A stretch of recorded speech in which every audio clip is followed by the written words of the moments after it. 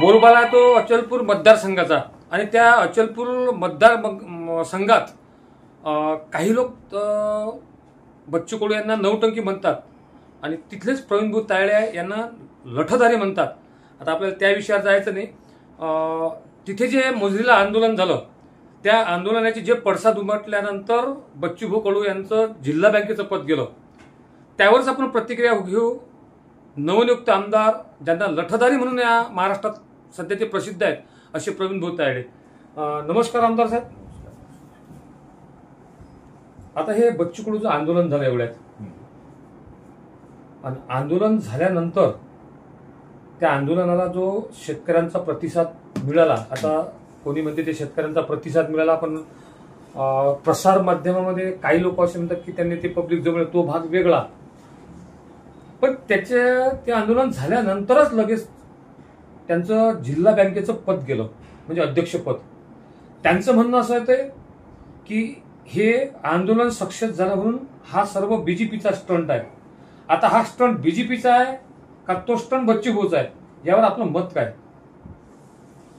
BJP Bharatiya Janata party असं काही stunt bind वगैरे काही करत नाही.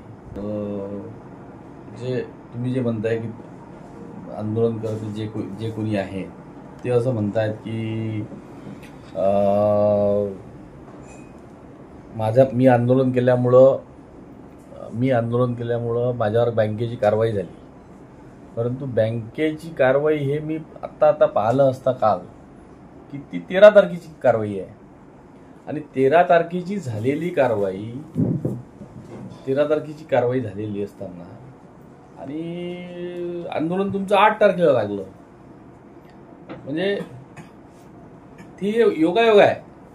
त्यांनी पोस्टाने पाठवलं की काय पाठवलं त्याच्याशी म्हणजे मला तर जास्त काही माहिती नाही. परंतु ह्या सगळ्या गोष्टी जर लोकांचा म्हणजे त्यांनी असं म्हणून शेतकऱ्यांची सहानुभूती मिळवण्याचा प्रयत्न करत आहे आणि लोकांची दिशाभूल करण्याचा प्रयत्न करत आहे की मी आंदोलनामुळे मला बँकेची कारवाई केली. बँकेची कारवाई तुमच्या आपसी भांडणामुळे तुमच्या संचालक मंडळांनी तुमच्यावर किती दिवसाच्या केसेस टाकल्या होत्या. हे 5-6 महिन्याच्या अगोदरची प्रोसेस असू शकते. तर मी त्यावेळेस आमदारही नव्हतो. म्हणजे तुमचं असं म्हणणं आहे की बा यामध्ये बीजेपीचा कुठल्याच प्रकारचा हस्तक्षेप नाही आहे? नाही, मी आमदारही नव्हतो त्यावेळेस. त्याच्यामुळं ते सत्तेत असताना त्यांच्यावरती त्या विरुद्ध त्यांच्या पक्षातले जे हरिभाऊ मोहोळ आहेत त्यांनी अधिक 11 संचालक यांनी मिळून टाकलेल्या केसेस आहेत त्या. त्यांचं तर मदत म्हणणं असं आलं की बा येणाऱ्या काळात होऊ शकते मला जेलमध्ये सुद्धा टाकतील. नाही, आता कसं आहे त्यांनी काही केलं असेल तर निश्चितच जातील. परंतु असं काही शासन कोणालाही टाकते कोणालाही काही असं तर होऊ शकत नाही. असं तर काही कधी करत नाही. या आंदोलनामध्ये पहिल्या दिवशी पालकमंत्री आले. पालकमंत्र्यांच्या हस्ते ज्या पालकमंत्र्यांनी मागण्या त्यांच्या कबूल केल्या त्याच मागण्या शिंदे शिवसेनेच्या मंत्र्यांनी कबूल केल्या.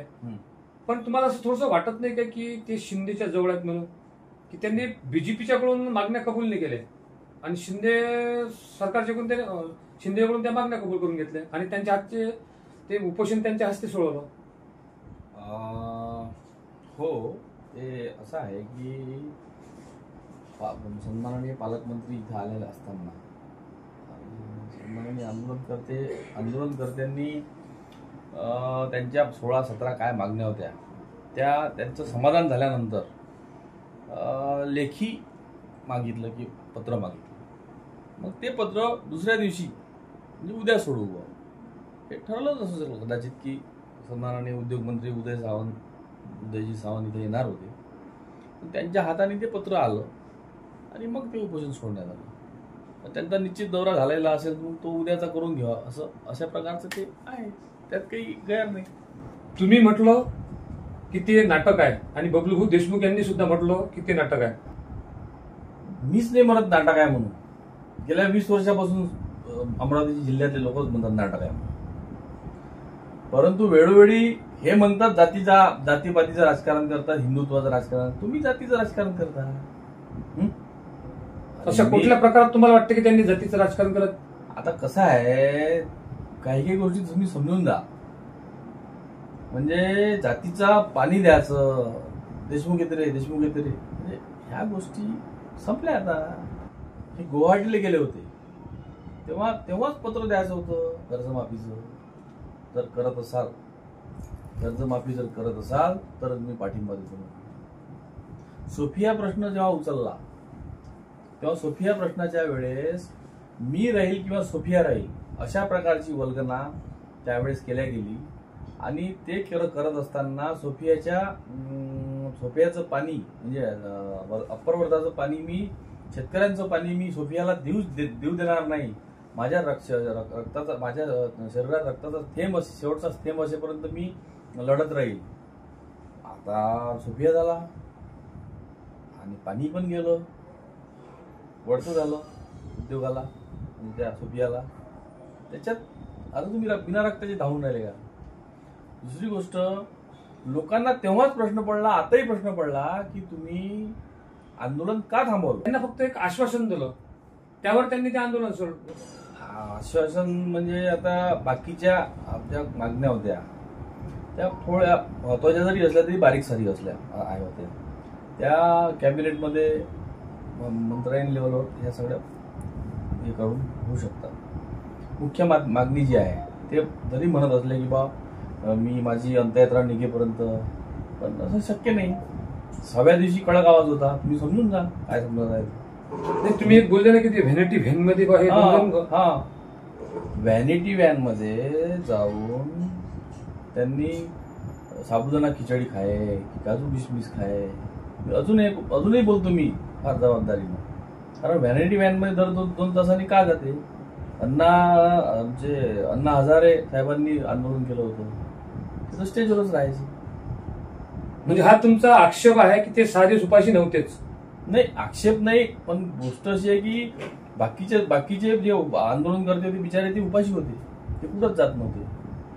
पण यांना व्हॅनिटी व्हॅन मध्ये दर 2 तासांनी जायचं काम पडलं. मला तिथून फोन आले. मी आता बाकीचं सध्या तर काही बोलत नाही, म्हणजे सध्या तर काही दाखवत नाही, पण तिथं खिचडी खाणं सुरू, म्हणजे एक टाइम काय असेल ते साबुदाणा खिचडी असा प्रकार होता म्हणून सांगू. पण ते आंदोलन सक्सेस झालं असं वाटतं का तुम्हाला? सक्सेस केव्हा होईल, जेव्हा पदरात पडेल. पण तिथं त्यांचं म्हणणं आहे की बाबा फडणवीस आणि अजित पवार हे बोलके झाले या आंदोलनामुळे, ते म्हणजे त्यांचं सक्सेस झालं असं. ठीक आहे ना, कसं असते, एखादी घटना घडली किंवा घटना सुरू आहे त्याच्याबद्दल प्रतिक्रिया द्यायला लागते. प्रतिक्रिया देणं म्हणजे बोलके आहेतच ना. त्याच्यामुळे त्यांना प्रत्येक महाराष्ट्रातल्या होणाऱ्या दररोजच्या घडामोडीवर प्रश्न विचारल्यावर बोलावं लागते, त्याच्यामुळे ते बोलतात. तुमचे विरोधक जरी असले तरी तुम्हाला असं वाटलं नाही की त्या उपोषणाला तिथले आमदार म्हणून आपण तिथे भेट द्यावी म्हणून? नाही, मतदारसंघातला जर असते तर मी गेलो असतो.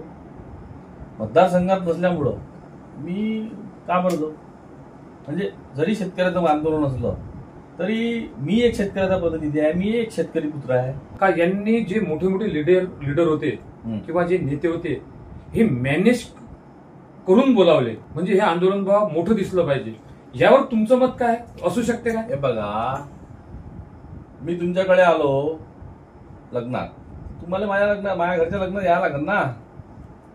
राकेश टिकेत आले, जे खलिस्तान वाद्याचे खंदे समर्थक म्हणून नाव त्यांचं समोर आलेलं आहे.